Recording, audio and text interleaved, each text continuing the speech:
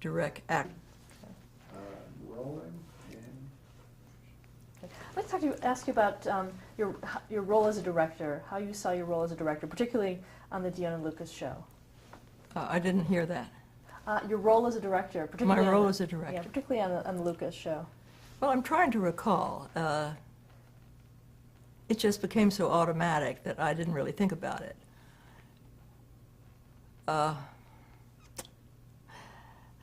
I was a camera director primarily. I did not deal very much with the emotions of the people or the content. Somebody else had planned the content, whether it was a documentary or a dramatic show. And I moved people around so that the cameras could show off what needed to be seen to best advantage. And then I remembered all that from rehearsal. And before I went to bed at night, my husband would have been able to confirm this. I would sit down with my script and I would mark every move of the cameras and lens changes when necessary. And I was primarily a camera director. And I was accused of that, of being just a camera director. Well, what else should a director do? There was skill to it, and it could be dull otherwise. I've seen a tape of course, we didn't have any tape. Everything was live when I was working in television. But a tape of a program called Winner Take All. It may have been the first time Winner Take All was on the air. And it is deadly dull. There's no movement to it at all, no humor, nothing. It is just awful. I mean, when I looked at it, I shuddered. It was so bad. Maybe it was all right for the time, but so much has happened, of course, in TV in the intervening 50 years. So that's not surprising. Going back to The Queen's Taste, talk a little about Lucas. How did she come across on camera? Very well, I think.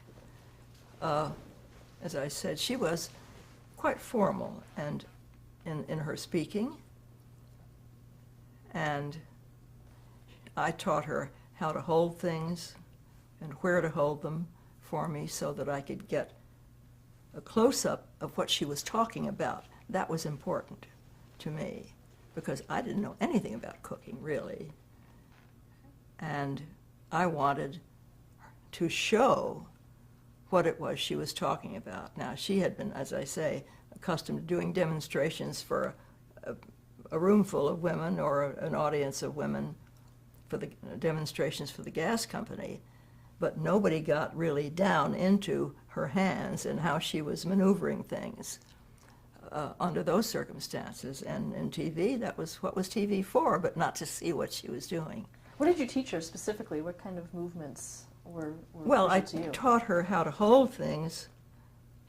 You know, it's, well, I'm thinking about now going forward to the medical program. But she was accustomed to sort of waving things around, and she couldn't do that on television. At least I told her she shouldn't. She learned what the area was that I could cover with cameras, and she learned to point things or position them so that the camera could see them. And this was new for her, and she had to learn that. And I think it stood her in good stead for the rest of her life as long as she was doing television. After the program on CBS, she went over to ABC and did a Dion Lucas program on ABC, and I think she learned a lot of her technique in our program. Did she actually cook any food live? Oh yeah, all the time. She baked cakes, and well, of course she had to fake it. I mean, she would prepare it and then bring out something that was already baked, that had been baked ahead. And that's, what they do on cooking programs now is marvelous. Of course, they have a staff in the back somewhere who prepares all this in advance for the performer. Now, all Dione had was Margaret. Margaret Sullivan was her name, no relation to the actress by that name.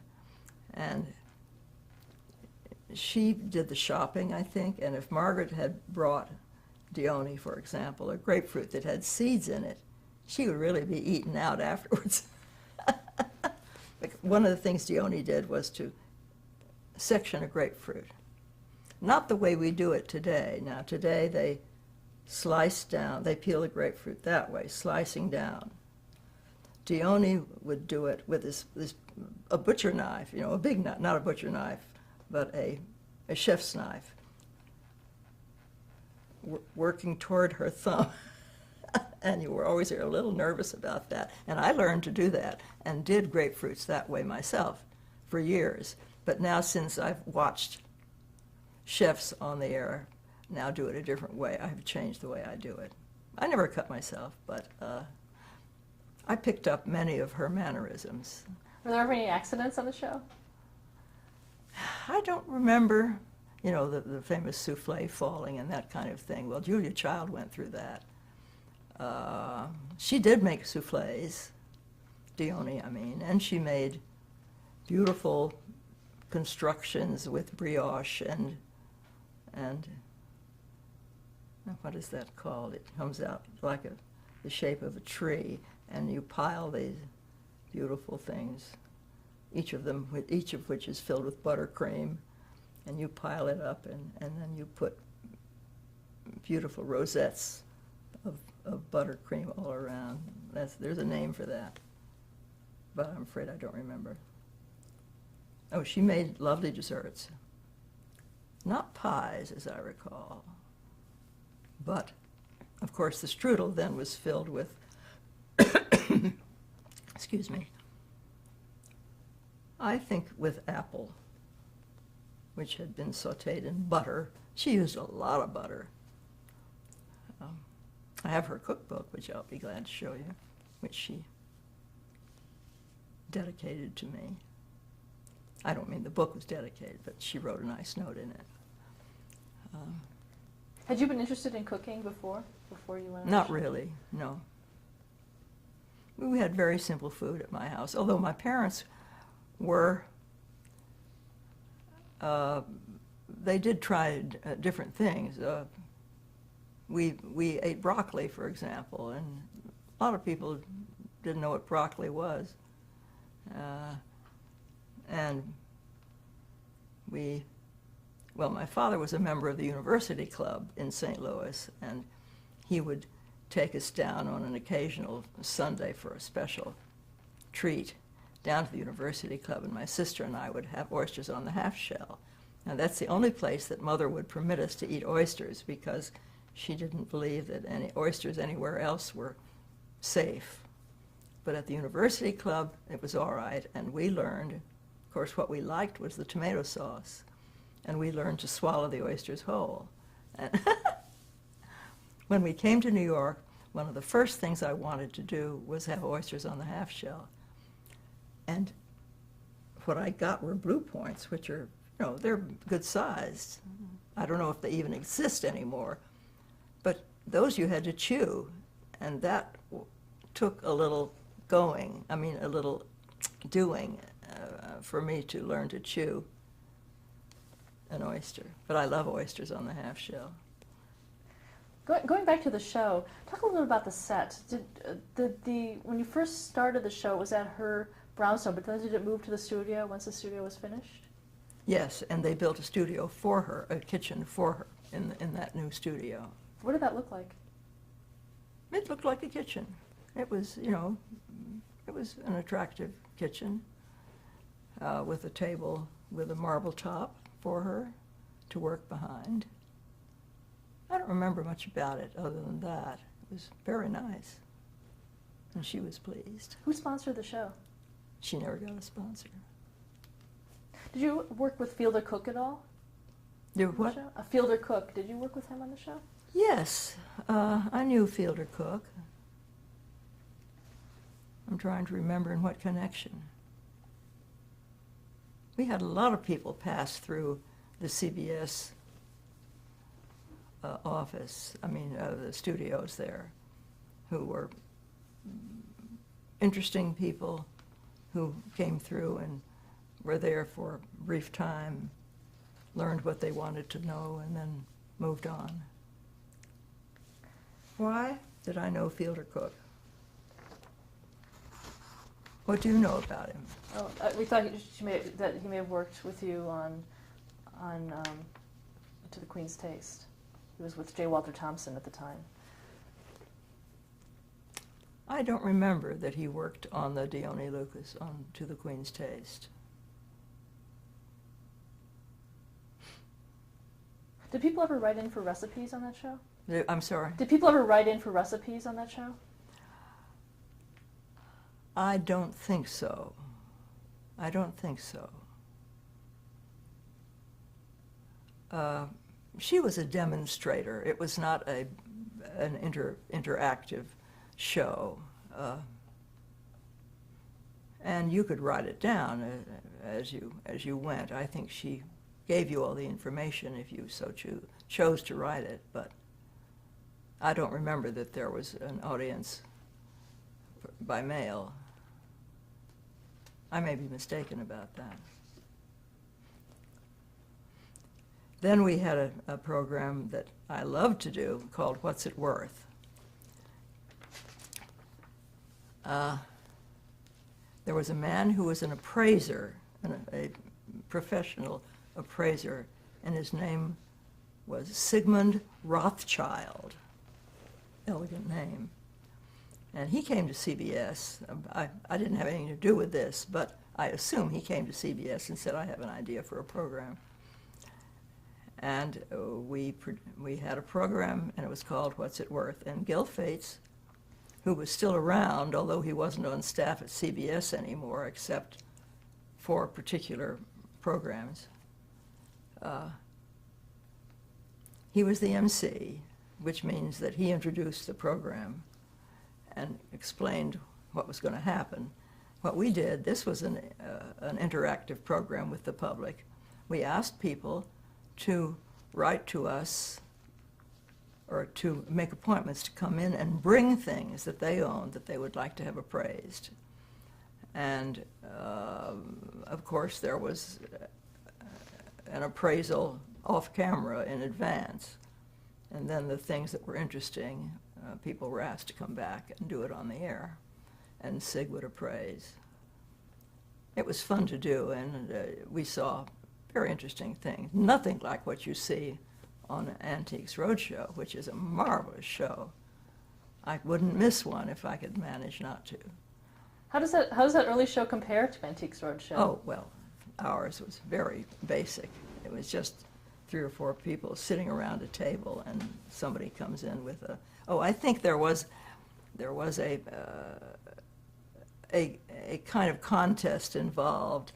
Perhaps a few people who were asked to estimate what the value of an item would be, and the closest people got a prize or something.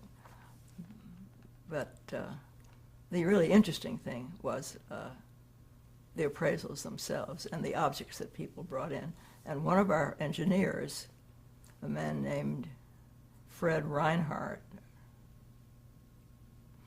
devised a lens extension, which was nothing but a pipe of some kind.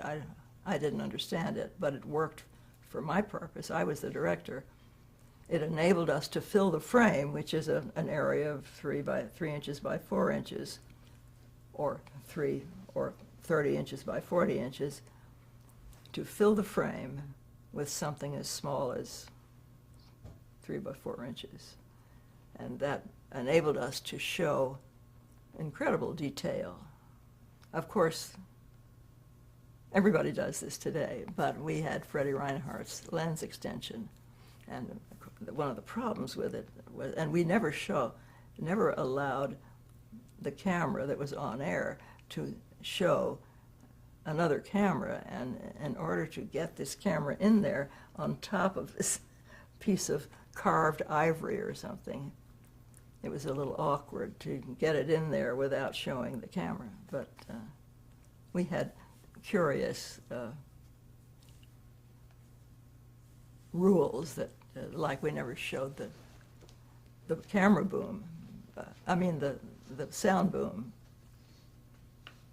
and we didn't show other cameras. Now they do it all the time. Why not? Yeah, what was the technology like at the time? What is what? The technology, what was that like at the time for television? Well, we still just had those two cameras.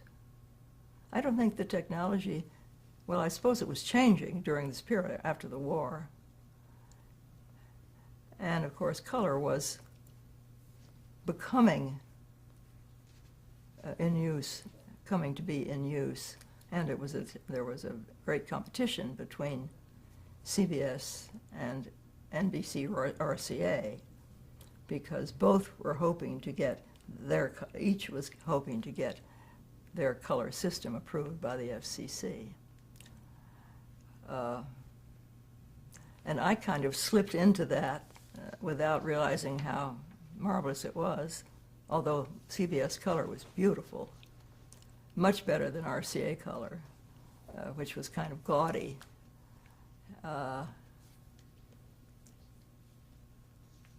And I was involved with demonstration programs, and there was a little girl named Patty Painter who was a model who was chosen by Peter Goldmark, the man who invented CBS color. And she had the most beautiful, perfect skin, and she was a natural blonde. And what we did was show pictures of Patty Painter with her gorgeous skin. She wasn't Irish, however, I don't think. Now, an Irish skin would have been nice too, because those are blooming cheeks. I don't think Patty had blooming cheeks, but a very delicate complexion with no blemishes. And she would, she had a whole series of scarves, and she would lift up one scarf after another and show the different colors. Not terribly exciting, but it did show how beautiful CBS color was. Did she speak ever on the camera? Not that I recall especially, although I think she eventually married a CBS executive. I think, but I'm not sure that that's true. You also appeared in Washington to demonstrate Yes. color. Who did you demonstrate it to? The FCC, and I guess, well, I don't know if it was anybody other than the FCC. And at the time, CBS was really pushing. But the trouble was that the CBS system was not compatible with existing televisions, existing black and whites. And if the FCC approved the CBS system, everybody would have to buy a new TV. And I think this was very important in the decision that was finally made. Because the NBC RCA system was compatible. You could look at it, even if you didn't get the color,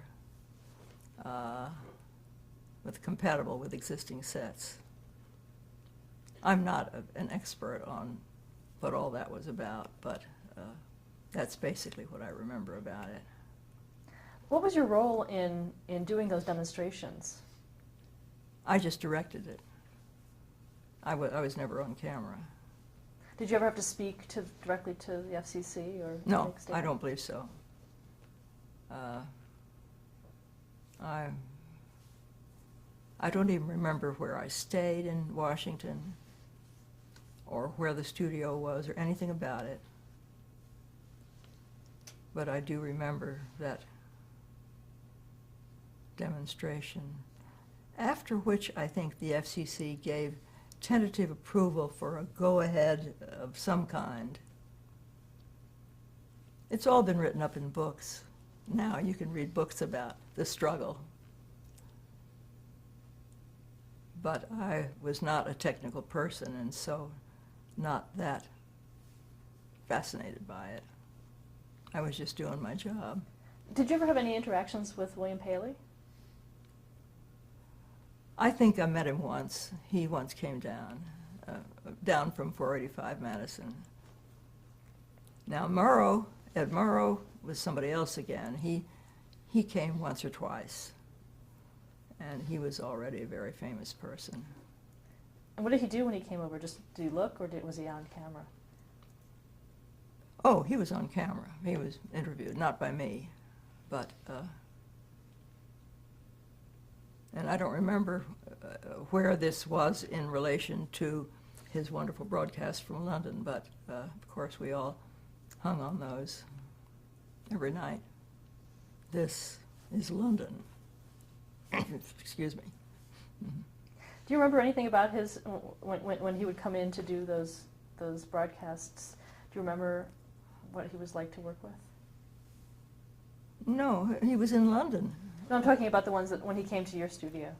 No, I don't remember anything about it. You also, on June 25th, 1951, directed the first commercials for the color show called Premiere. Yes. I directed the commercials for a program that was broadcast in color on June 25th, 1951. And I did the commercials in a separate location from where all the entertainment part occurred.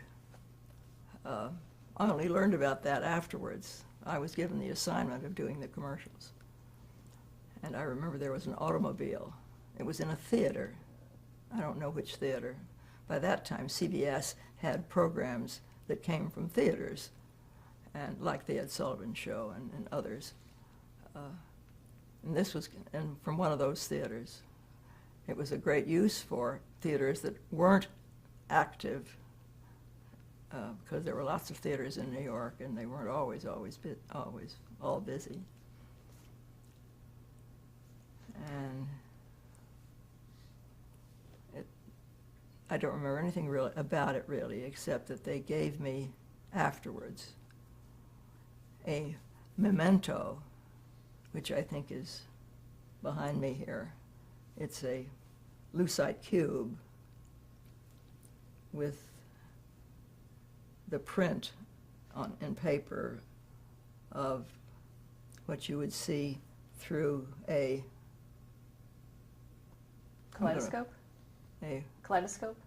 Yeah, kaleidoscope with lots of colors.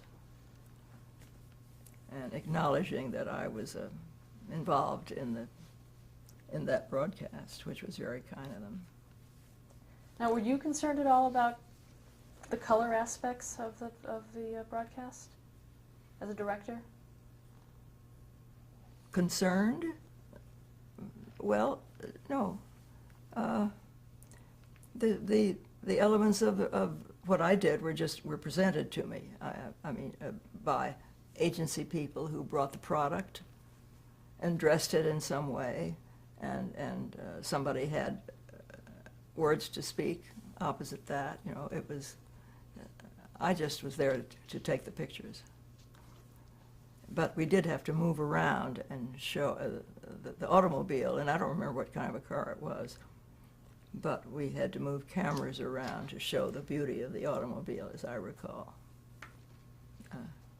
And people were constantly trying to take the shine off or put the shine on wherever it was needed. What other color shows did you do? Do you know? Well, Mike and Buff was a color show, and I'd completely forgotten that. That was Mike Wallace and his wife, Buffy Cobb. And it was I think it was a program that was supposed to take some of the shine off of, I don't mean shine in that sense, off of Tex and Jinx, which was a popular NBC RCA program. That was Tex and I've forgotten his name, and Jinx Falkenberg, who was a gorgeous, tall model. And they had a chatter program, and I guess they talked about people who were famous and in the columns at the time and so on. And now Mike and Buff, I don't remember much about it, it's funny, but Buffy ran the show. She was the one who said what was going to happen. And she was a cute little blonde. And her, the only thing I knew about her was that she was a granddaughter of Irvin S. Cobb, who was a humorist and columnist. I have little recollection of the show. I didn't think it lasted very long. Mike and she were divorced, I think, and I don't know how long after, but it seemed to me like fairly soon after. And he began to become to enhance his own career by being an excellent interviewer. Was he much different early on than he later became on 60 Minutes? My recollection was that he just did what Buffy told him to do. Yeah. He might not agree with that, but I'd love to talk to him about it. But another show you did was The Whistling Wizard. oh, marvelous show. Absolutely marvelous. Bill Baird, he spells his name with one L, because you don't pronounce both of them. Like he wrote my name. He called me Franny because there are two N's in Franny. He was a dear man and so talented. It was a children's program, written especially, written by a very talented person and illustrated by the Bill Baird puppets, but marionettes. And this little guy, this is Charlemagne, who was one of the characters that introduced the program, and he spoke with Flannel Mouse, and they talked about what was coming up on the program. And Bill gave me this, and I've had it for 50 years. Recently, Bill Baird's son Peter was in Asheville to do a program, a puppet show, and I met him. I had never met him. He wasn't born when I was working with Bill. And he said, "You have a Charlemagne?" He really couldn't believe it. Well, his father died 23 or 4 years ago, I think. He was not well in his last years. He had had both knees done, and I think he was in constant pain. And I remember he got on a motorcycle and motorcycled up to where we lived in northern New Jersey. I couldn't believe it. And he brought me some scripts from The Whistling Wizard, which was the name of the show. And I don't think it lasted very long either, and it never got a sponsor, but it was on Saturday mornings for half an hour, and it was, it was just the best thing that was ever done on television as far as I was concerned. Do you know why it was called The Whistling Wizard? Well, the main character of the show, a main character was a wizard named Dooley, and he had a whistle. So that's where the Whistling Wizard came from. And Dooley, the other characters were a little boy named J.P., and I believe they named him J.P. after a youngster who was the son of some friends of theirs, Bill and Cora. And J.P. had a friend who was a horse named Heathcliff. And J.P. and Heathcliff got into all kinds of adventures. And one of them happened to be in the South Seas. And that was a wonderful adventure because I think they had been on a ship where the dragon lady cast a spell on them or something, and the ship sank, and they went down to Davy Jones' locker, and then were eventually washed up on an island. And when they were washed up on the islands, natives appeared. And they saw Heathcliff, and they fell down and worshipped him. And it turned out that they had a god who was a horse. And I have the horse. Maybe we'll see it later. But and his name is Suva Tiki. And they said, Suva.